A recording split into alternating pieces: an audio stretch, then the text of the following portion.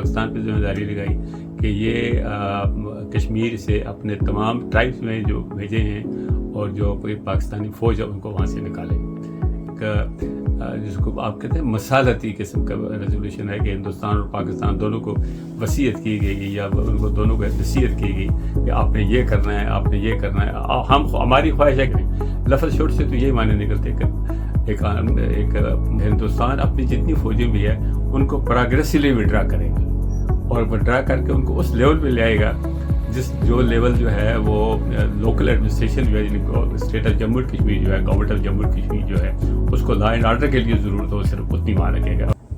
بسم اللہ الرحمن الرحیم. السلام علیکم دوستو.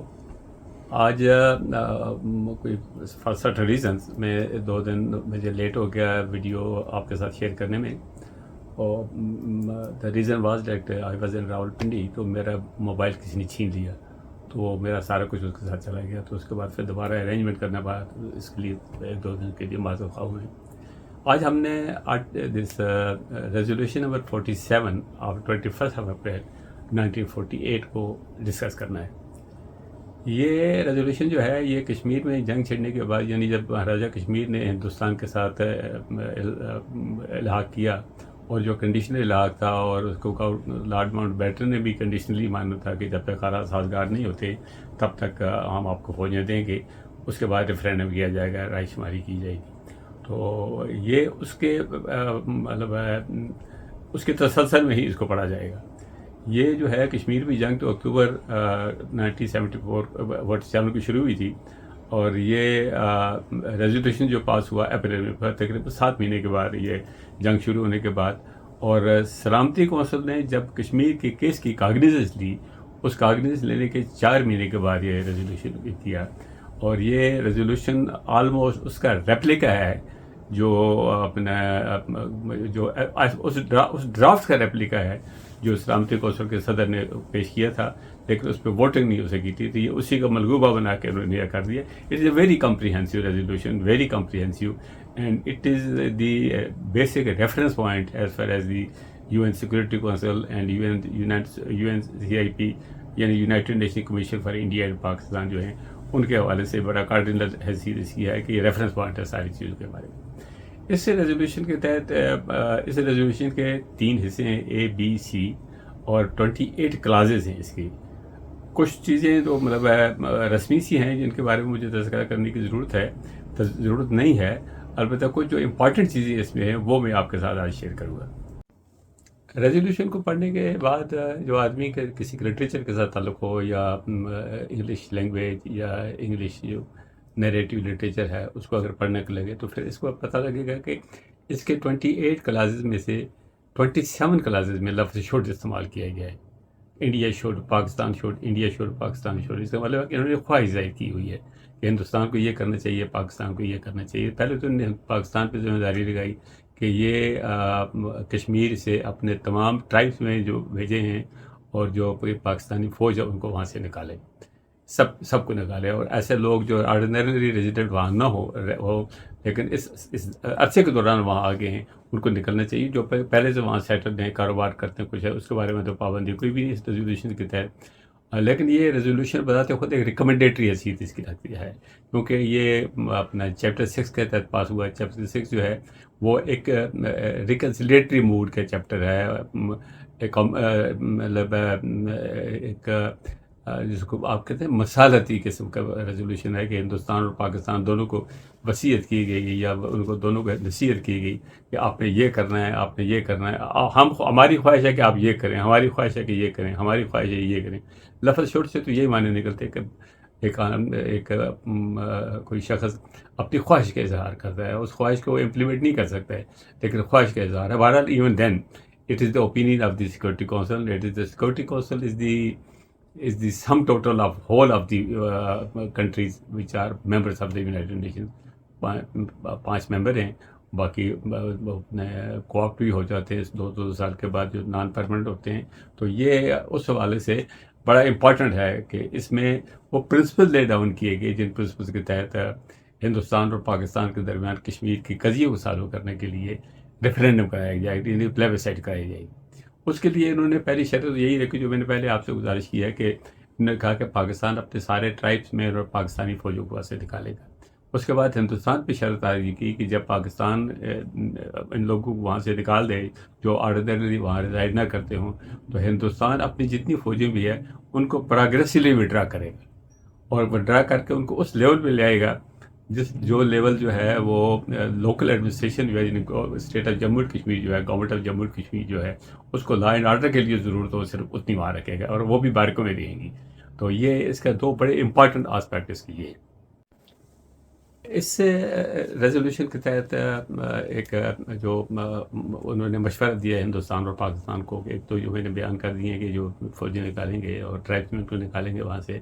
اس کے بعد یہ کہا گیا کہ پلیبسائڈ کی جائے گی، اور پلیبسائڈ کے لیے ایک پلیبسائڈ ایڈمنسٹریٹر مقرر کیا جائے گا، اور پلیبسائڈ ایڈمنسٹریٹر وہ آدمی ہوگا جو یونائٹڈ نیشن سیکورٹی کونسل کے جس کو نامزد کرے گی، اور ہندوستان کی گورنمنٹ اسٹیٹ گورنمنٹ سے اس کو نوٹیفائی کرائے گی. بالفاظ دیگر یہ پلیبسائڈ ایڈمنسٹریٹر جو ہوگا وہ he would derive the powers of the administration from the government of the state of Jammu and Kashmir under control of India. تو یہ اس لیے انڈیا کو کہا گیا کہ بھئی ہماری خواہش ہے کہ آپ پلیبسائڈ ایڈمنسٹریٹر کو اسٹیٹ گورنمنٹ کو کہیں گے اس کو اپوائنٹ کرے گا، اور اس کے لیے جتنی ضرورت اس کی مشینری ہوگی اس کو مشینری بھی مہیا کی جائے گی. اور اس کے بعد اس کو خود اختیار دیا گیا پلیبسائڈ ایڈمنسٹریٹر کو کہ وہ لوکل سٹاف جتنا بھی وہ نظارت رکھنا چاہے وہ رکھ لے گا. اور پلیبسائڈ کے دوران ریاست کے باشندوں کو ریاست کے اندر جانے اور ریاست کے نکلنے کی مکمل آزادی حاصل ہوگی. کسی کو انٹرپریٹ نہیں کیا جائے گا، کسی کو تنگ نہیں کیا جائے گا، کسی کو کسی طرح بھی ترغیب نہیں دی جائے گی کہ کس کو لائک کریں کس کو نہ لائک کریں. لیکن ایک اور امپارٹنٹ بات جو اس کی ہے وہ یہ ہے کہ اس میں کوائلیشن گورنمنٹ کا تصور دیا گیا کہ جس وقت پلیبسائڈ ہوگی تو ہندوستان یہ یقینی بنائے گا کہ اسٹیٹ گورنمنٹ جو ہے وہ اس کو اپنا اس میں تمام بڑی میجر پارٹیوں کے ریپرزنٹیٹیوز میں موجود ہوگی، تاکہ اس کو یہ فیئر نہ ثابت ہو جائے، کسی ایک کی بالادستی نہیں ہونی چاہیے. تو یہ اس میں یہ پرٹیکولر یہ چیزیں تھیں. یہ جو ہے یہ جو کویشچن تھا پہلے 3 ممبرس کا تھا، اس کو اس ریزولوشن کے بڑھا کے 5 کیا گیا، اور ساتھ ہی کمیشن کو UNCI United nation commission for India and Pakistan جو بنا ہوا تھا، جو 5 ممبر کا بنا ہے، ان کو ہدایت کی گئی کہ فوری طور پہ ہندوستان اور پاکستان کے ساتھ رابطہ کر کے ان سے کہیں کہ ہماری سروسز آپ کے ڈسپوزل پہ ہیں، آپ ہمیں میڈیٹری طور پہ جس جو طریقہ ہمیں بتائیں گے اسی طریقے سے طریقہ کار وضع کر کے ہم یہاں پلیبسائڈ کروائیں گے. تو یہ جو ریزولوشن ہے یہ میرے نقطۂ نظر سے یہ it suggests a negotiated settlement. Plebiscite is one of the matters of negotiated settlement. لیکن اگر حالات بدل جاتے ہیں اور لوگ کسی اور طریقے سے اپنے نیگوشیٹڈ سیٹلمنٹ کے ذریعے کشمیر کے مسئلے کا حل نکالتے ہیں، اس کو بھی ایکسکلوڈ نہیں کرتا ہے. کیونکہ کاربل نے جو اپنی اس ریزولوشن پہ جو کمنٹری کی ہوئی ہے، جو اپنی اوپینین دی ہے صحافیوں کے سوالوں کے جواب میں، اس نے کہا ہے کہ یہ government by government we mean the government of state of Jammu and Kashmir جو اپنا سری نگر میں موجود ہے.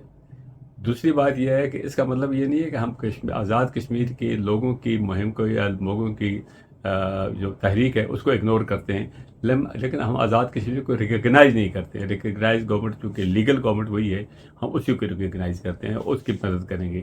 لیکن پلیبسائڈ کے پرپز کے لیے کوائلیشن گورنمنٹ بنے گی جس میں تمام میجر پارٹیاں ہوں گی.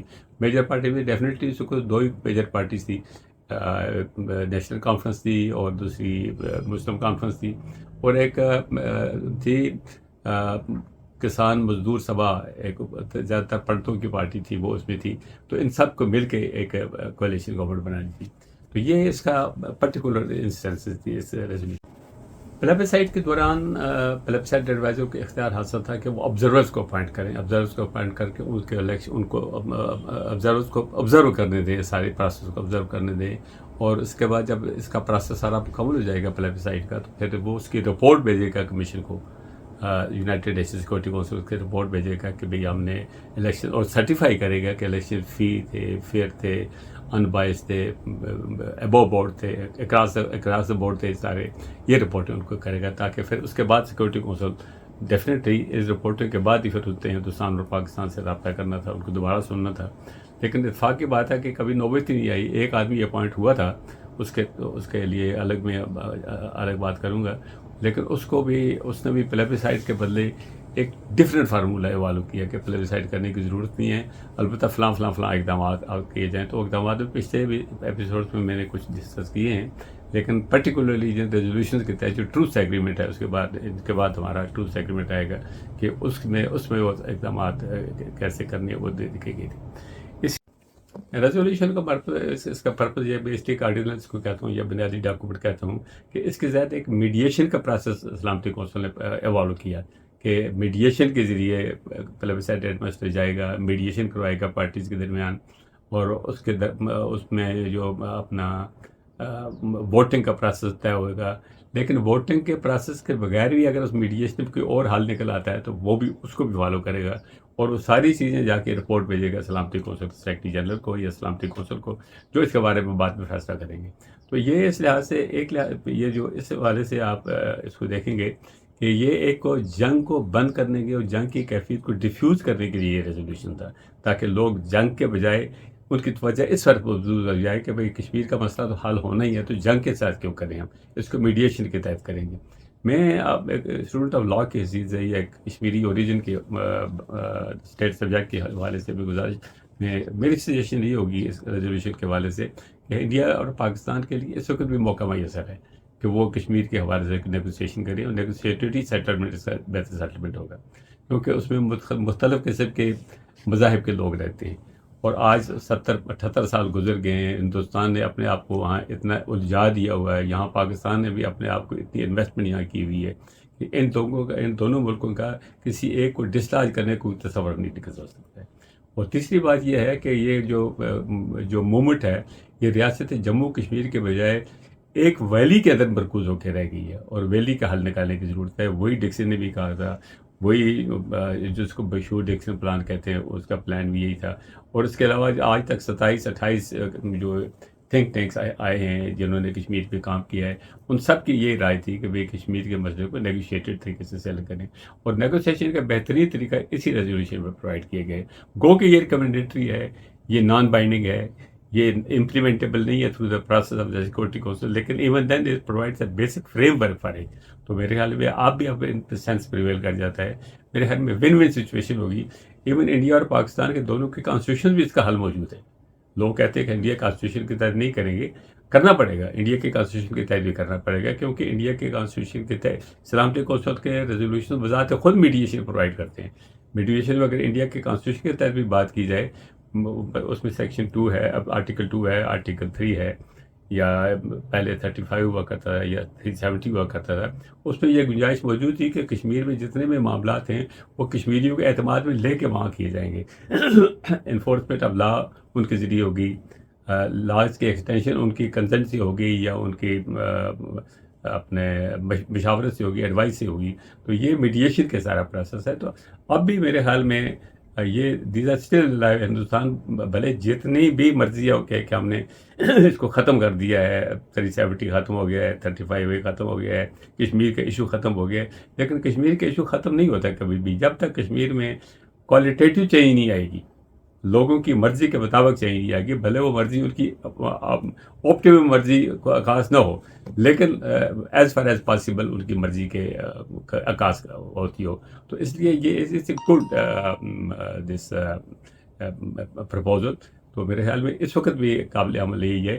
اور اسی کے سپیرٹ میں شملہ ایگریمنٹ بھی ہوا تھا, جس میں دیکھا گیا تھا کہ یہ باہمی رضامندی سے اور آپس میں بات چیت کے ذریعے کشمیر کے مسئلے کو حل کریں گے.